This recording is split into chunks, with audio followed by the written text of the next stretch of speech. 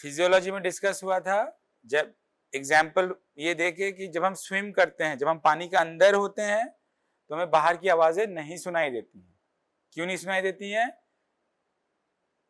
क्योंकि बाहर से जो आवाजें आ रही हैं वो पानी के सरफेस से कांटेक्ट में आके वहां से रिफ्लेक्ट हो जाती हैं।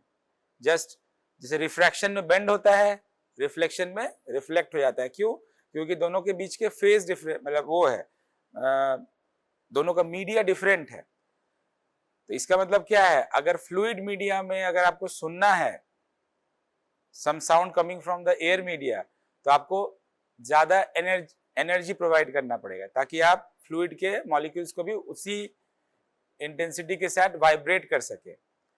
तो हमें क्या चाहिए, उसी एनर्जी को मल्टीप्लाई करना है। मल्टीप्लाई करने के लिए we need some mechanism, so that mechanism inside the ear is called as transformer mechanism।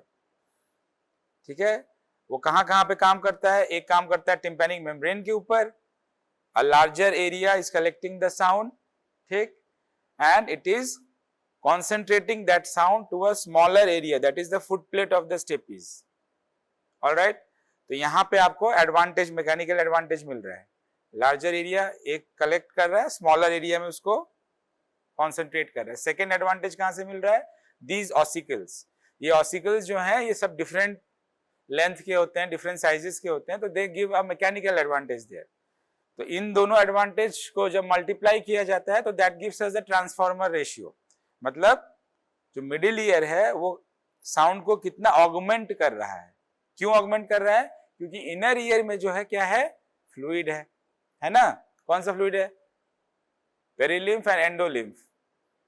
बाहर एयर था, इनर ईयर में फ्लूइड है। बाहर एयर था, हम पानी के अंदर स्विम कर रहे थे। दोनों सिनेरियो समझ में आया? ठीक है, इसीलिए the need of the middle year.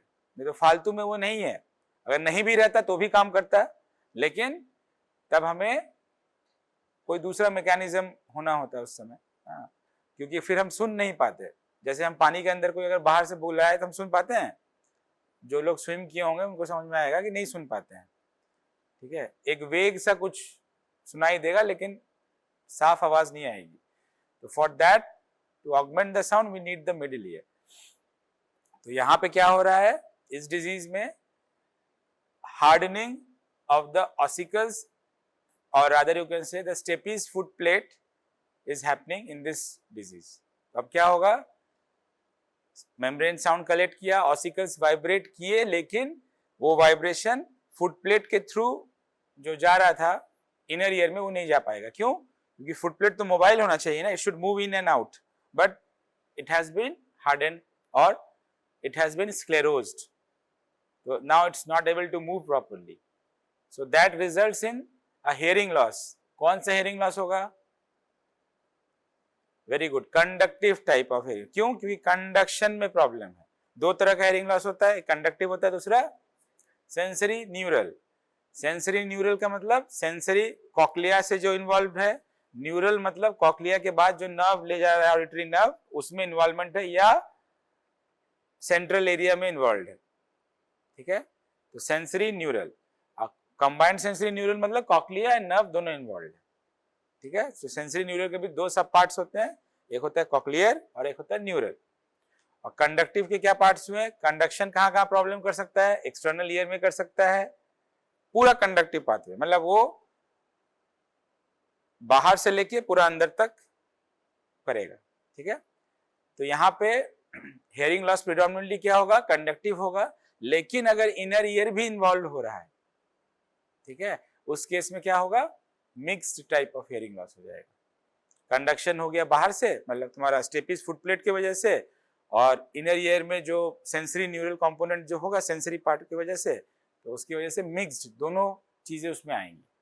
ठीक है, तो don't worry, we will be teaching you how to look for this different types of hearing loss also। We do a test called as audiogram, pure tone audiometry। audiogram जो graph होता है उसमें we see for different types of tracings and then we label it as either of these three types of hearing losses। okay, so all right,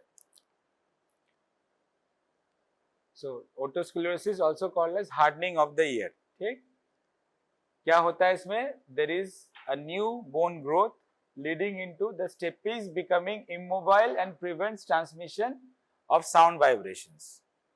ठीक है, the idea of this class is कि जब ये class खत्म हो तो आपसे अगर कोई पूछे, चलो आज कम से कम क्या पढ़ा आपने, तो you should be able to tell. ठीक है, इसीलिए I am teaching in a very basic way and slides are also very basic. कोई इसमें एडवांस कोई चीज नहीं है. First you should know the disease, how to identify it. कोई पेशेंट तुम्हारे पास आ गया घर पे, ग्राफ लेके आ गया, डॉक्टर बाबू क्या करना है? ठीक है, तो उस समय हाथ खड़े कर देना तो एक ऑप्शन है आपके पास कि हमें नहीं आता है कुछ. ठीक है, दूसरा ऑप्शन है कि you try to see it and compare with this and then हाँ ये हो सकता है, you should consult a ENT specialist. समझ में आया बात? तो इसीलिए हर क्लास का मोटो यही है, यहाँ पे फैंसी चीजें पढ़ाना नहीं, आपको एक बेसिक आइडिया देना. फैंसी चीजें बुक में लिखी हुई है, उतना आप पढ़ लोगे, मोर देन इनफ है. ठीक है, अंडरस्टूड? तो क्या हो रहा है यहाँ पे? हार्डनिंग ऑफ द ईयर और sclerosis of the year is happening and it usually affects both the ears, but unilateral otosclerosis is also seen. So देखो, ये extraorbital canal है, this is the tympanic membrane, these are the ossicles, malleus, incus and stapes. यहाँ से vibration आया, ये vibrate किया, in turn this transmitting the vibration इस area में जहां पर ये stapes foot plate is joining the inner ear, this part, यहाँ पे otosclerosis हो रहा है. ओके, जो सर्कुलर जो डिस्क है स्टेपिस फ्रूट प्लेट का, इट इन्वॉल्व्स दैट एरिया. तो अब क्या होगा? वाइब्रेशन अंदर नहीं जा पाएगा, this becomes fixed, that's why results into this conductive hearing loss. Alright, so how do we classify it? Two types, one is histological, one is clinical. So histological as it is self explanatory कि ये symptoms produce नहीं करता है, हाँ, but if you do the histology you will be able to see the pathology there. ठीक है, क्यों? क्योंकि फुल हार्डनिंग उसमें नहीं हुआ है, या जो हेयरिंग लॉस हो रहा है पार्शियल हार्डनिंग हुआ है या पार्शियल फुट प्लेट ऑक्यूपाई किया है, पेशेंट उतना उसको डेसिफर नहीं कर पा रहा है, अप्रिशिएट नहीं कर पा रहे हैं. ऑलराइट, इसीलिए ओटोस्क्लेरोसिस में हम सर्जरी जब करते हैं तो उसका भी एक क्राइटेरिया है कि कितना डेसिबल ऑफ हियरिंग लॉस होना चाहिए, तब हम सर्जरी के लिए जाएंगे. क्योंकि what is our idea behind the surgery? To correct the hearing loss. If the hearing loss is itself very minimal, then वो अप्रिशिएट नहीं कर पाएगा. ठीक है, so histological type does not produce any symptom during life. Clinical type has 3 subtypes. All right, one is stapedial that occupies the stapes, one is cochlear that is inside the cochlea, ठीक है, and one is mixed occupying both. ठीक है, अब तुमको ये समझना होगा कि ये हार्डनिंग मतलब जो है ये क्यों हो रहा है, हाँ, वो माने why this is happening and why this doesn't happen in everyone. ठीक है, तो हिस्टोलॉजिकली जब एम्ब्रियोलॉजिकली जब हम देखेंगे तो जो इनर ईयर है, हाँ, वो डेवलप करता है ओटिक लैब्रिंथ से. ओटिक लैब्रिंथ से जो है मेम्ब्रेनस लैब्रिंथ डेवलप कर रहा है. पेरियोटिक लैब्रिंथ एक एरिया होता है एम्ब्रियोलॉजिकली जहां से हमारे सारे ये जो पेरिलिम्फ एंडोलिम्फ है ये सब डेवलप कर रहे हैं. ठीक है, और एक होता है ओटिक कैप्सूल. ठीक है, ओटिक कैप्सूल से हमारा बोनी वेस्टिब्यूल ये सब डेवलप करता है. अब इस ओटिक कैप्सूल में 3 एरियाज और होते हैं. ठीक है, एक होता है एंडोस्टियल एरिया जिससे ओटिक कैप्सूल का इनर जो सरफेस है वो लाइन होता है. एक होता है and chondral area, middle area जिसको कहते हैं, और एक होता है पेरियोस्टियल लेयर, मतलब वो पेरियोस्टियल लेयर उससे डेवलप करता है। तो ये जो एंडोकॉन्ड्रल लेयर होता है, इसमें ये basically during the embryology phase this is cartilaginous, whole of the this endochondral layer is chondrogenous, मतलब कार्टिलेजिनस। और ये ऑसिफाई करते हैं, इनमें 14 सेंटर्स होते हैं, ऑसिफिकेशन सेंटर्स, 14 ऑसिफिकेशन सेंटर्स ही ऑसिफाई करते हैं। कभी कभी क्या होता है, कुछ सेंटर्स जो हैं वो डॉर्मेंट रह जाते हैं और या क्विसेंट रह जाते हैं, जो कि बाद में ऑसिफाई होना शुरू होते हैं। तो उन फोकाई में ये डेवलप कर सकता है, ठीक है। अब क्यों रह जाते हैं क्विसेंट, उसके बहुत सारे रीजंस हैं। हाँ, जैसे मीजल्स इन्फेक्शन में हो सकता है। हाँ, तो ये कुछ कुछ रीजंस है, कुछ वायरल इटियोलॉजी में हो सकता है। Majority of the cases are not known, idiopathy के जानते नहीं हम लोग। हाँ, तो इन सेंटर्स में जब ये लेटर ऑन जब ये ऑसिफाई करना स्टार्ट होते हैं, तो ये माल ऑसिफिकेशन करना शुरू कर देते हैं, ठीक है। उस समय ये जो जॉइंट्स हैं, हाँ, वहां पे ये जब ऑसिफाई हो जाएंगे तो that leads to the ankylosis of the joint और हार्डनिंग ऑफ द जॉइंट, ठीक है। तो एक चीज हमने यहाँ पे नहीं डिस्कस किया कि कहाँ पे ये होता है, अगर पूछा जाए तुमसे, हाँ, मतलब इटियोलॉजी, तो कुछ रेसेस हैं जिसमें ये ज्यादा मिलता है, जैसे व्हाइट पीपल में ज्यादा मिलता है, ठीक है। कुछ पैथोलॉजीज हैं वायरल इन्फेक्शंस में मिलते हैं, स्पेसिफिकली मीजल्स, ठीक है। कुछ कंजेनाइटल एनोमलीज हैं या कंजेनाइटल कंडीशंस हैं, सिंड्रोमिक कंडीशंस, वहाँ पे ये मिल सकते हैं, जिसमें कोलेजन 1 मैचुरेशन डिसऑर्डर्स जो होते हैं उसमें मिल सकता है, ठीक है। तो ये कुछ एरियाज हैं जहाँ पे ये मिल सकता है, इसके प्रोपेंसिटी ज़्यादा होती है, ठीक है।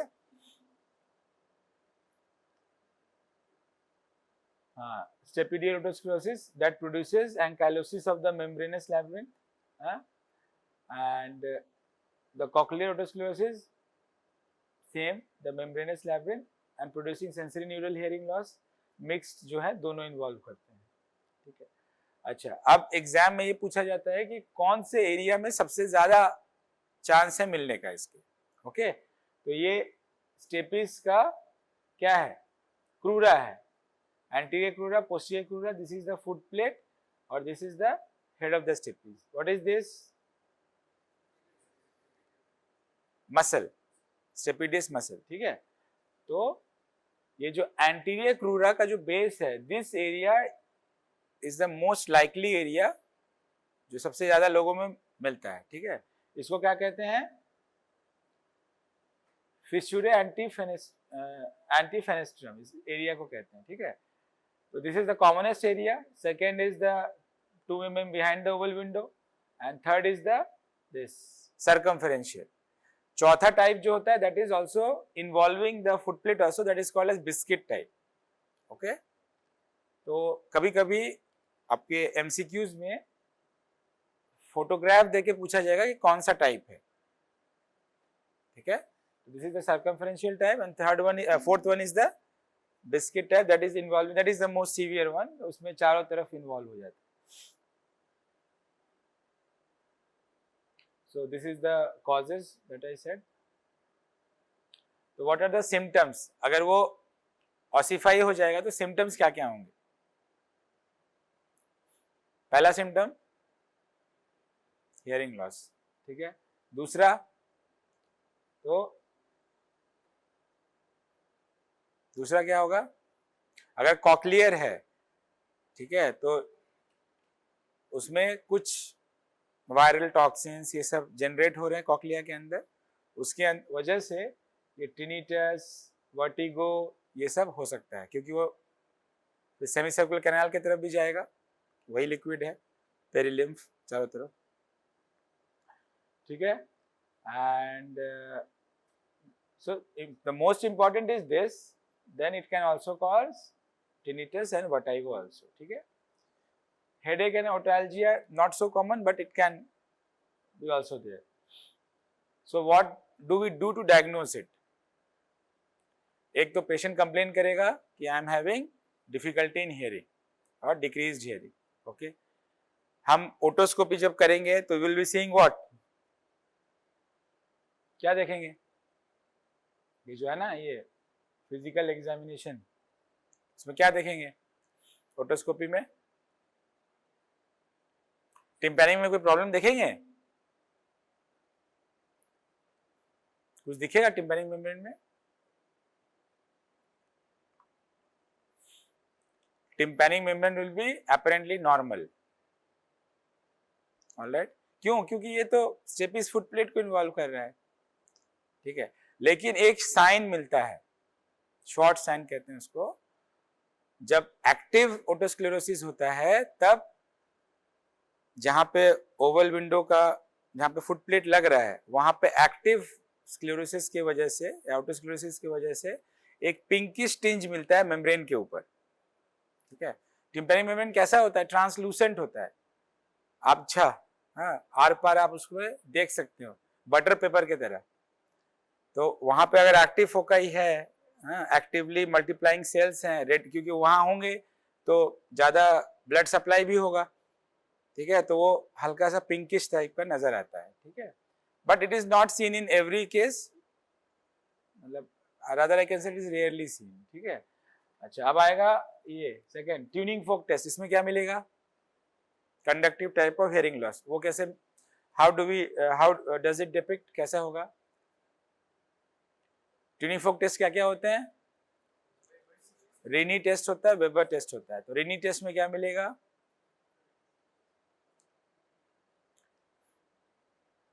एयर ट्यूनिंग फोक टेस्ट जाके खुद से पढ़िएगा, अभी कोई पढ़ाया नहीं पढ़ाए, जितने भी पैथोलॉजीज हैं अभी जो लेक्चर में डिस्कस होगा, सब में आपका हियरिंग लॉस तो होगा ही। उसको और अच्छे से समझने के लिए you should understand the tuning fork test. आपको पढ़ाया जाएगा लेकिन क्लिनिक्स में, तब तक ये सारी चीजें हो गई होंगी यहाँ पे। इसीलिए ट्यूनिंग फोक टेस्ट खुद से पढ़िए, उसके वीडियोज हैं वो देखिए, आपको समझ में आ जाएगा। बहुत एडवांस नहीं समझना है, बेसिक चीज, what is air conduction, what is bone conduction, ठीक है, कौन सा किस में बेटर होता है, ठीक है। तो ट्यूनिंग फोक टेस्ट में क्या होगा? रीनी टेस्ट नॉर्मली जो है air conduction better than bone conduction होता है, लेकिन कंडक्टिव हियरिंग लॉस में ठीक उल्टा हो जाता है। क्यों? क्योंकि कंडक्टिव प्रॉब्लम है, तो bone conduction becomes equal to air conduction और bone conduction becomes better than air conduction, तो रीनी नेगेटिव हो जाएगा। वेबर में क्या होगा? वेबर जो है, जो वर्स्ट ईयर है उस तरफ लोकलाइज करेगा कंडक्टिव हियरिंग लॉस में, और बेटर ईयर में लोकलाइज करता है सेंसरी न्यूरल हियरिंग लॉस में, ठीक है। जाके पढ़ना तब समझ में आ जाएगा, कोई इसमें ज्यादा अभी लग रहा होगा, लेकिन when you study by yourself you will understand it, ठीक है। तो ये जाके देख लीजिएगा। एंड ऑडियोमेट्री टेस्ट में क्या मिलेगा? ऑडियोमेट्री टेस्ट में again it is a graph, ठीक है, plotted individually for both the years.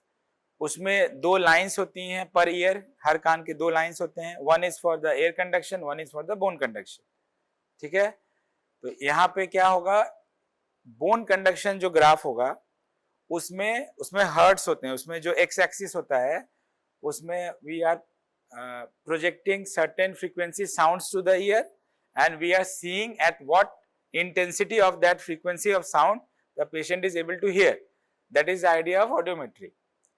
तो हमें 2000 हर्ट्ज पे एक बोन कंडक्शन में क्लासिकल डिप मिलता है, that dip is called as Carhart's notch, ठीक है। एंड और क्या मिलेगा? बोन कंडक्शन ग्राफ और एयर कंडक्शन ग्राफ के बीच में गैप मिलेगा, वो gap is also called as the A B gap, मतलब air and bone gap, that signifies कि कितना डेसिबल ऑफ हियरिंग लॉस है उसको।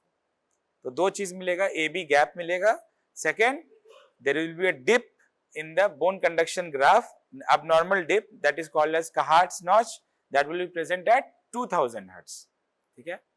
अच्छा, कितने फ्रीक्वेंसी तक हम लोग सुनते हैं ह्यूमन ईयर? 20 to 20,000 हर्ट्ज तक। लेकिन इसमें जो इंपॉर्टेंट फ्रीक्वेंसीज है जो कि हमारे डे टू डे लाइफ में इंपॉर्टेंट है, that is from 500 to 4000 hertz के बीच में, इसको कहते हैं स्पीच फ्रीक्वेंसीज। इसमें अगर कोई प्रॉब्लम हुआ, बाद बाकी सारे फ्रीक्वेंसीज ठीक हैं, तो हमें प्रॉब्लम होगा, हमें वो चीज अप्रिशिएट होगा। और ये फ्रीक्वेंसीज अगर नॉर्मल हैं, हायर फ्रीक्वेंसीज अब नॉर्मल हो सकती हैं, वो हम ऑडियोमेट्री में पता चलेगा, हाई फ्रीक्वेंसी ऑडियोमेट्री में, लेकिन डे टू डे लाइफ में हमें कोई प्रॉब्लम नहीं होगा। समझ में आया बात? तो these are the speech frequencies, these are the most important for day to day life. तो इसीलिए ऑडियोमेट्री जब हम करते हैं तो ऑडियोमेट्री का जो फ्रीक्वेंसी रेंज होता है वही 500 से लेके 4000 8000 तक भी होता है, तो मेनली हम लोग 4000 तक देखते हैं, उसका रीजन यही है।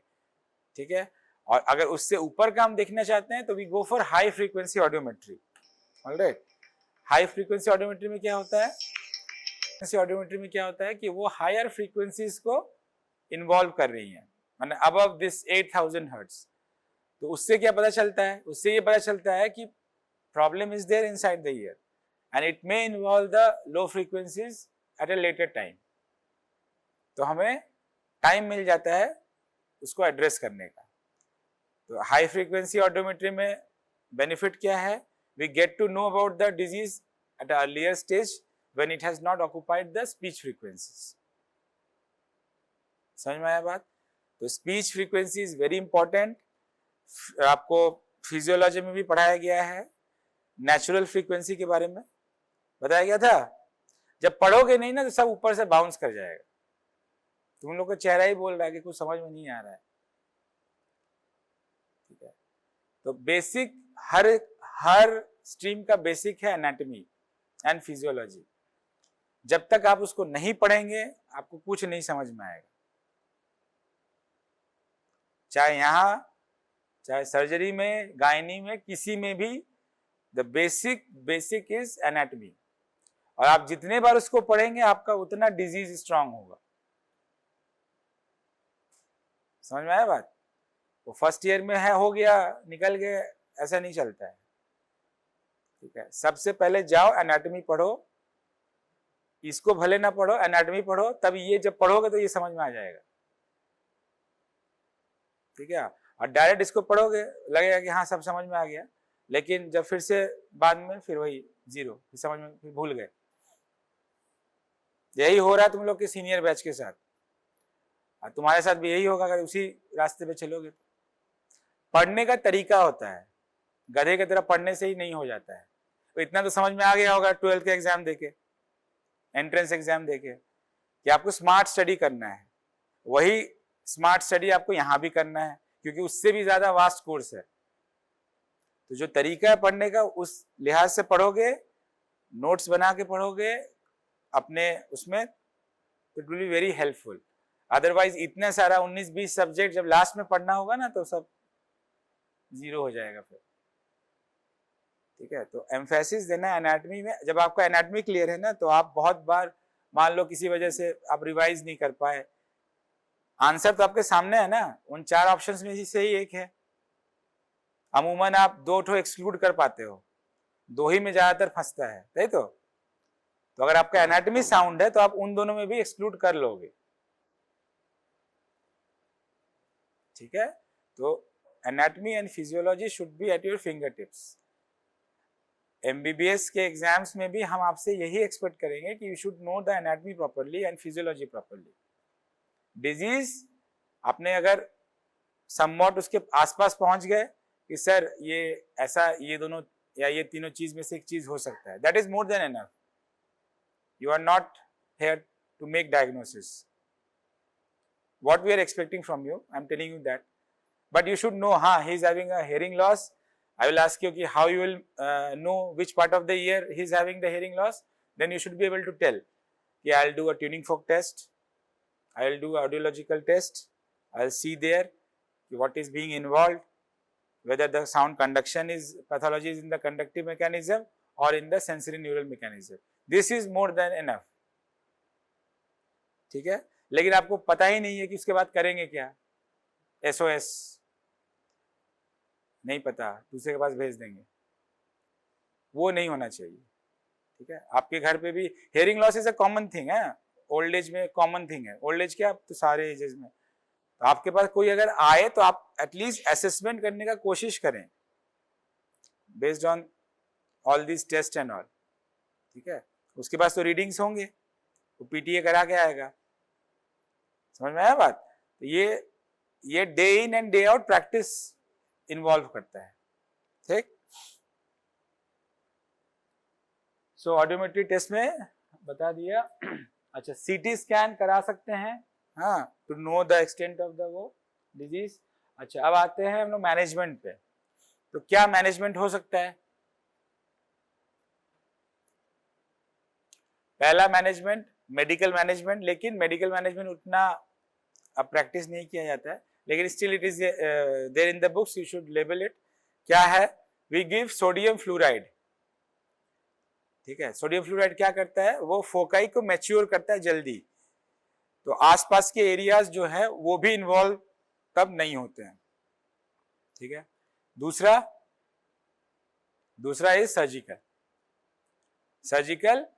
अगर पेशेंट को hearing loss more than 20 decibels है और उसका speech discrimination score, now what is this speech discrimination score? It is a thing that we see in speech audiometry. Audiometry अलग अलग तरह के होते हैं, जो अभी हमने डिस्कस किया फ्रीक्वेंसी एंड इंटेंसिटी, वो है प्योर टोन ऑडियोमेट्री। मतलब हम एक टोन दे रहे हैं पेशेंट को, एक पर्टिकुलर फ्रीक्वेंसी का, 2000 हर्ट्ज का, 3000 हर्ट्ज का, 4000 हर्ट्ज का, और देख रहे हैं कितना डीबी ऑफ हियरिंग पे, लाउडनेस पे वो सुन रहा है उस sound. This is called as pure tone audiometry. One is called as speech audiometry, ठीक है। स्पीच ऑडियोमेट्री में we are giving certain words to the patient and seeing कि वो वर्ड्स, मतलब 3 आउट ऑफ 5 वर्ड्स कहाँ पे वो आइडेंटिफाई कर पा रहा है। तो स्पीच ऑडियोमेट्री भी आपके ऑडियोलॉजी वाले चैप्टर में उसको पढ़िएगा, इट इज वेरी इंटरेस्टिंग। तो स्पीच डिस्क्रिमिनेशन स्कोर उससे हम कैलकुलेट करते हैं। If that speech discrimination score is above 60% and the hearing loss by PTA is मतलब worse than 20 decibel of hearing loss, then we go for this surgery. So what is the name of the surgery? It is called as स्टेपिडेक्टमी और स्टेपिडॉटमी। स्टेपिडॉटमी हम ज्यादा perform करते हैं, ठीक है। इसमें हम क्या कर रहे हैं? स्टेपीज फिक्स हो गया है, it is not moving now. Entrance to the inner ear is what? Oval window and round window also, but oval physiological is oval window. तो हम क्या करेंगे कि ओवल विंडो में स्टेपीज जो फिक्स हो गया है उसका सुपरा स्ट्रक्चर को हम हटा देंगे। हटा के उसके फुट प्लेट जो है उसमें एक फेनेस्ट्रा बनाएंगे, एक होल बनाएंगे, ठीक है। उस होल में हम एक पिस्टन डाल देंगे एंड उस पिस्टन को हम अटैच कर देंगे। स्टेपीज को हटा दिया तो नेक्स्ट ऑसिकल क्या बचा? इनकस। तो इनकस के लॉन्ग प्रोसेस पे उसको हम अटैच कर देंगे।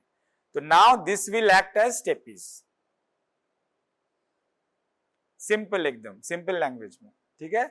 स्टेपीज का जो सुपर स्ट्रक्चर था, मतलब क्रूरा हेड था, उसको हमने हटा दिया। फुट प्लेट बचा। फुट प्लेट में हमने एक यूजिंग अ ड्रिल हमने एक फाइन एक फेनेस्ट्रा बनाया, होल बनाया, हमें ओवल विंडो दिखने लगा, ठीक है। उसमें हमने सब कुछ मेजर्ड है, कोई ये नहीं कि अपने मन से बना दिया सब कुछ कर दिया, सब कुछ मेजरमेंट्स है, but I am telling you in simplified form. उसमें हमने एक पिस्टन होता है, हाँ, वो पिस्टन को हमने part of the piston will go inside the oval window, inside that fenestra, and part will be outside and that will be clamp over the incus long process, ठीक है। अब ये पिस्टन जो होता है ये टेफ्लॉन का होता है, ठीक है। तो उतना डिटेल्स नहीं, बस ये आइडिया आप अगर हमें बता पाए that is more than enough, ठीक है। अगर ये किसी ने बता दिया तब मेरा नेक्स्ट क्वेश्चन होगा, तो अब बताओ स्टेपीज हमने हटा दिया तो क्या हो सकता है, उसको प्रॉब्लम क्या हो सकता है? Anybody can tell? और वही चीज हम इसको नहीं करने के लिए बोलेंगे post surgery.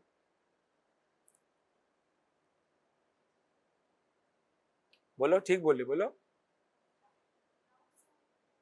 Very good, loud sound से उसको प्रॉब्लम होगा। क्यों होगा? बहुत अच्छे।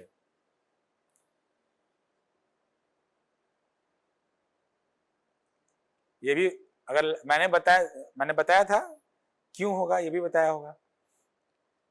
क्योंकि ईयर का 2 प्रोटेक्टिव मैकेनिज्म है from loud sound. It is a sense organ, अंदर में हेयर सेल्स हैं इनर ईयर में। अगर वो डिस्ट्रॉय हो जाते हैं तो रीजनरेट नहीं करते हैं, तो कुछ ना कुछ मैकेनिज्म तो होगा जिससे उसके प्रोटेक्शन में हेल्प करे, है ना। तो ईयर का दो प्रोटेक्टिव मैकेनिज्म है from loud sound. One is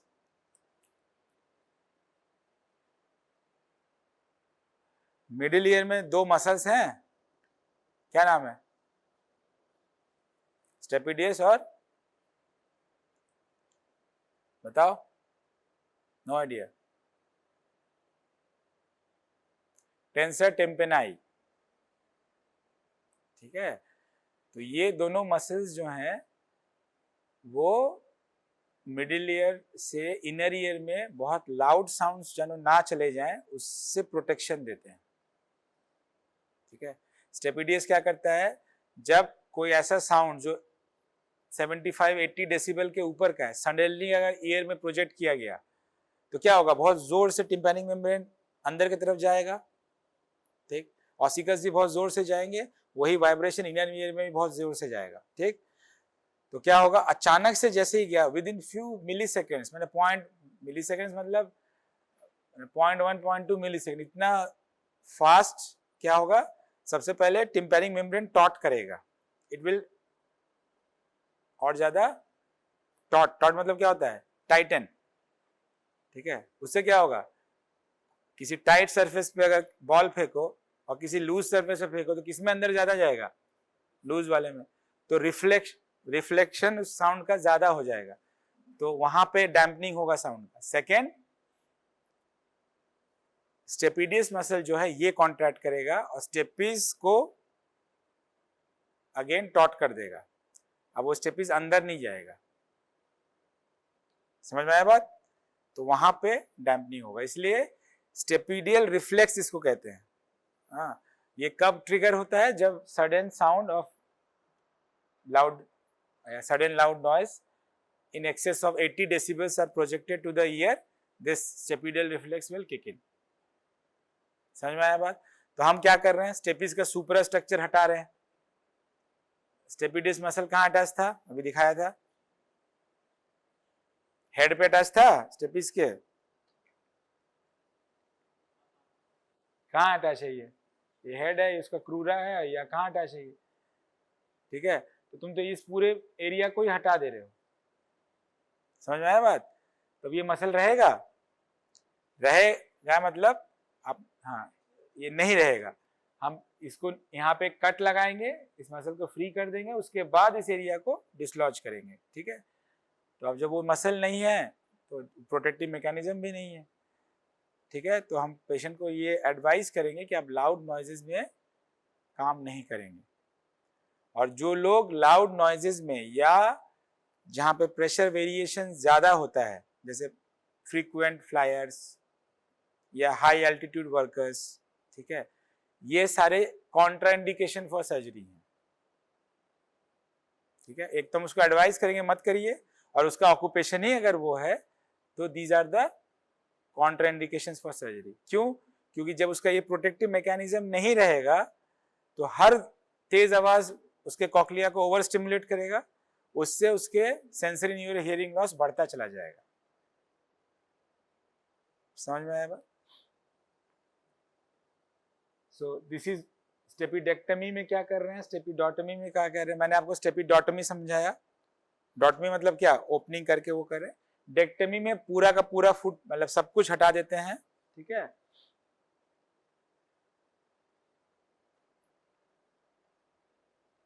complication post surgery क्या हो सकता है, अगेन डेफनेस, क्योंकि हम इनर ईयर को हैंडल कर रहे हैं, अगर आपने पिस्टन का साइज ठीक से नहीं रखा या ओवर हैंडलिंग किया उससे डेफनेस हो सकता है। ऑब्वियसली इनर ईयर को आप ओपन कर रहे हैं, इन्फेक्शन हो सकता है, वर्टिगो हो सकता है, ठीक है। So these are the self care at home that is advice to the patient. Nose blow नहीं करना है ज्यादा, क्यों, स्टेशन ट्यूब से प्रेशर जाएगा मिडिल ईयर में, again it can cause this vertigo, and avoid lifting heavy weights training, and popping crackling sound मिल सकता है, temporary hearing loss हो सकता है, and avoid getting into water for 2 weeks after surgery. This is also asked, if some candidate is able to answer पहले की चीज़ है। तो post surgery हम क्या प्रिकॉशंस बोलेंगे, ये भी पूछा जाता है। ठीक, अच्छा एक चीज़ और कि what are the contraindications of surgery, कब हम ये सर्जरी नहीं करेंगे। हर सर्जरी का कॉन्ट्राइंडिकेशन होता है ना, इसका कब है? पहला, if the diseased year is the only hearing year. दूसरा ईयर गया हुआ है जिसमें ओटोस्क्लेरोसिस है, वो इकलौता कान है जो सुन पा रहा है, तो उसमें हम नहीं करेंगे।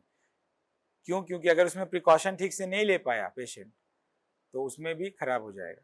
सेकेंड, कि सर्जरी के भी कुछ कॉम्प्लिकेशंस हैं, हम उसको फर्दर डिट्यूरेट कर सकते हैं। ठीक है, और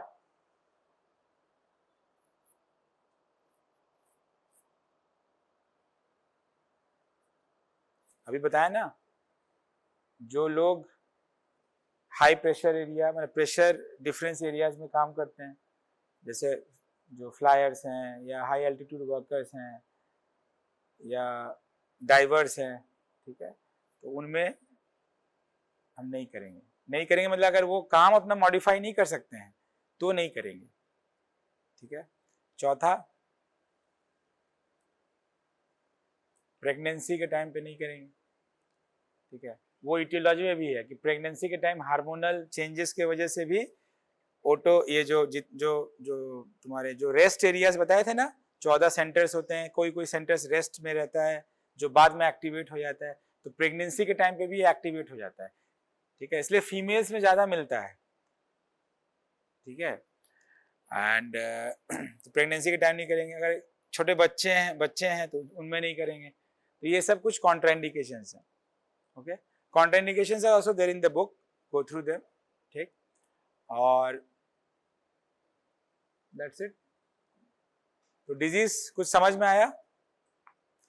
सो आप जाइए आज एनाटॉमी फिजियो देखिए फिर से, उसके साथ ये चैप्टर बहुत छोटा चैप्टर है, 4-5 पेज का है, लेकिन वेरी इंपॉर्टेंट। इसके जो ऑडियोलॉजिकल जो ग्राफ्स हैं, ऑडियोमेट्रिक ग्राफ्स जो हैं वो इंपॉर्टेंट है। ठीक है, वो दिखा के स्पॉट डायग्नोसिस पूछा जाता है कि कौन सा डिजीज क्या हो रहा है इसमें। ठीक है, एंड उसके अलावा आपसे शॉर्ट नोट्स तो आ ही सकता है इसके ऊपर, एंड ट्रीटमेंट में पूछ सकते हैं। अच्छा, मान लो कोई बोला कि नहीं हम सर्जरी नहीं कराएंगे, ठीक है, तो उसमें आप क्या एडवाइस करोगे?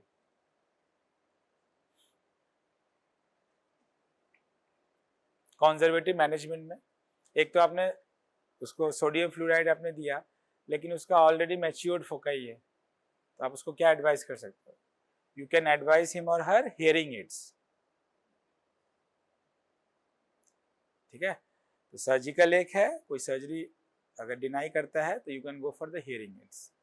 अल्टीमेटली क्या है, सुनने में प्रॉब्लम है, वो आप हियरिंग एड से ऑगमेंट कर सकते हैं।